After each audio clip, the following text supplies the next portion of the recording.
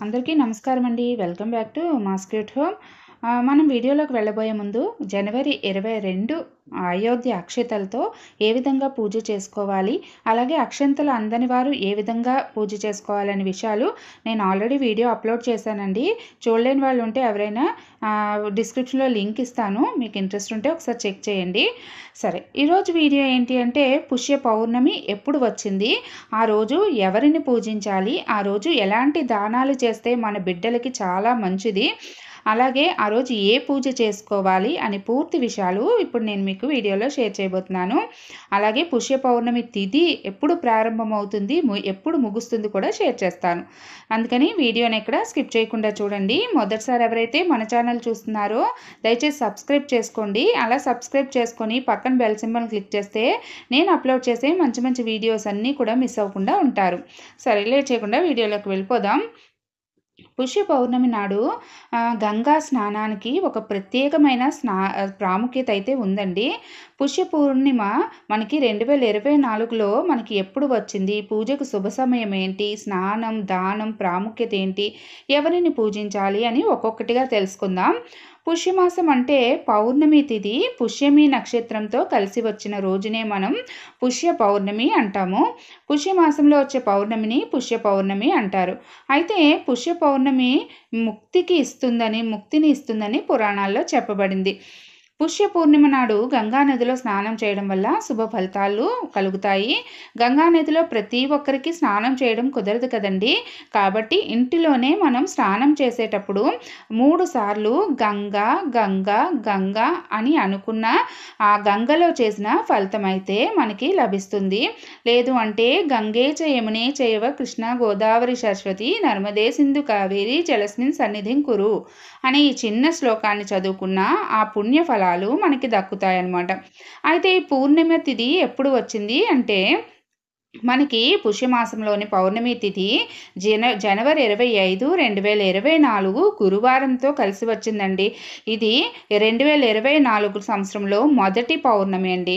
ఈ రోజున విశేషంగా పౌర్ణమి తిథితో మనకి గురు పుష్యయోగం కూడా కలిసి వచ్చిన ఒక అద్భుతమైన రోజు అనే చెప్పాలి. ఈ గురు పుష్యయోగం రోజు మనం బంగారాన్ని ఏ సమయంలో కొనుక్కుంటే మంచిది అనే విషయం ఆల్రెడీ వీడియో షేర్ చేశాను.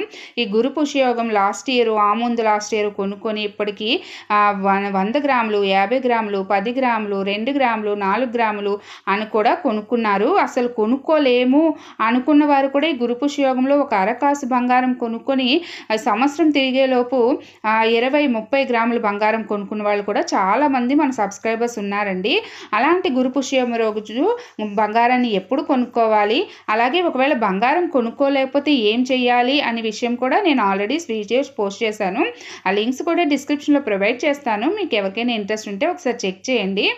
ఇక పుష్య పూర్ణిమ ముహూర్త పంచాంగం ప్రకారం మనకి ఎప్పుడు వచ్చిందంటే జనవరి 24, 2024న రాత్రి 9:49 మనకి ప్రారంభమై మరుసటి రోజు అంటే గురువారం 25 జనవరి 2024 రాత్రి 11:23 మనకి ముగుస్తుంది. ఈరోజు ఉపవాసం ఉంటే చాలా మంచిదండి. ఈరోజు ఆర్థిక ఇబ్బందులతో సతమతం అవుతున్న వారు గురువారం ప్లస్ గురు పుష్యయోగం ప్లస్ పౌర్ణమి ఈ అద్భుతమైన రోజున కుబేర పౌర్ణమి అని కూడా అంటారండి. ఈరోజు లక్ష్మీ కుబేరులను పూజిస్తే ఆర్థికపరమైన ఇబ్బందులు, రుణ బాధలు తొలగిపోతాయి. ఈరోజు రాత్రి స్వయంగా లక్ష్మీదేవి భూమిపైకి వచ్చి తన భక్తులకు ఆనందం, సంతోషం, సిరి సంపదను అనుగ్రహిస్తుందని చెప్తున్నారు. ఈరోజు లక్ష్మీ కుబేరులనే కాకుండా లక్ష్మీ నారాయణుల్ని కుబేరుడికి పరమేశ్వరుడు స్వర్ణాకర్షణ భైరవుడు రూపంలో సిరి సంపదలను ప్రసాదించాడు. కాబట్టి ఈ పౌర్ణమి రోజు పరమేశ్వరుని పూజించడం వల్ల సకల దరిద్రాలు తొలగి అష్టైశ్వర్యాలు పొందుతారు. ఈరోజు కనకదార స్తోత్రం, శ్రీ సూక్తం, విష్ణు సహస్రనామ పారాయణం అనేక శుభ ఫలితాలను అయితే మనకిస్తుంది. ఈ రోజులు పేదలకు ఆహారాన్ని దానం చేయడం వల్ల లక్ష్మీదేవి అనుగ్రహం లభిస్తుందండి.